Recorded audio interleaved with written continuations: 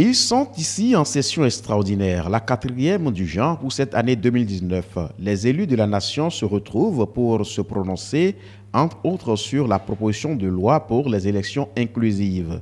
C'est le président de l'Assemblée nationale qui a procédé à l'ouverture de la session.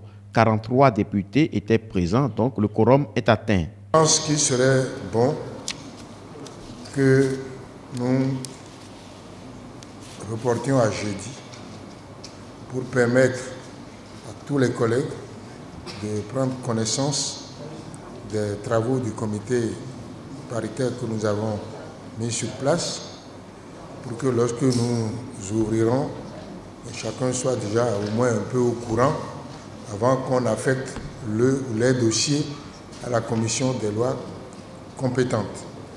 Après la cérémonie d'ouverture, quelques députés donnent ici leur appréciation sur le travail abattu jusque-là. La première impression, c'est que ce qu'il faut savoir, c'est que dans notre pays, tout le monde doit jouer sa partition pour qu'il ait la paix. Le chef de l'État a exprimé clairement devant la nation donc que l'Assemblée n'a qu'à prendre ses responsabilités pour étudier les possibilités de pouvoir sortir de la crise en respectant la loi. Nous venons aujourd'hui, c'est une étape. C'est cette session extraordinaire qui permettra donc de réfléchir ensemble avec les collègues, y compris la mouvance et l'opposition, qu'on trouve une piste de sortie. C'est cette piste de sortie que nous allons rechercher. Et ce que je peux vous rassurer, c'est que moi, personnellement, je suis entièrement disposé à jouer toute ma partition pour qu'on puisse trouver donc une issue de sortie. Et je sais que c'est ça que les collègues de la mouvance et aussi de l'opposition, nous allons chercher une piste de sortie pour que le Bénin grandisse encore une fois de plus. Nous sommes prêts. Nous sommes pour le principe des élections inclusives. C'est pour ça que nous sommes venus au grand nombre aujourd'hui pour l'ouverture de la session. Écoutez, il y a eu un comité paritaire, 2 de la minorité, 2 de la majorité, présidé par le président de l'Assemblée nationale, qui ont travaillé et après qui ont fait un rapport aux membres de la conférence des présidents. Bon, après, le rapport a été distribué, donc on permet au président de chaque groupe d'aller vers les groupes pour que chacun puisse se l'approprier et après on revient en très bonne forme jeudi pour poursuivre les choses. Mais ça ira, tout se passera très bien. Nous avons donc proposé, si tout le monde a besoin de la transparence, que l'opposition et la mouvance soient représentées au niveau des bureaux de vote.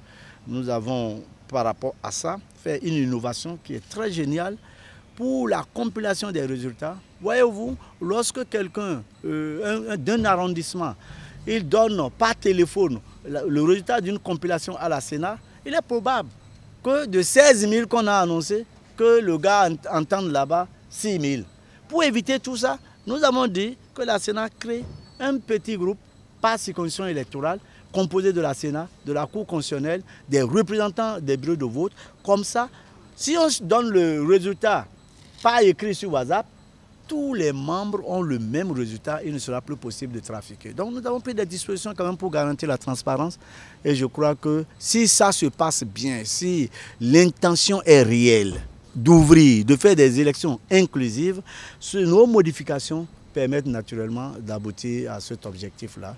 Il reste maintenant que nous comptons sur la bonne foi du chef de l'État. Nous avons demandé au président de faire une lettre de recommandation pour que le chef de l'État instruise son ministre de l'Intérieur à l'effet de remettre au plus tôt les 7 cas pour qu'on ne tarde pas sur ce jeu-là.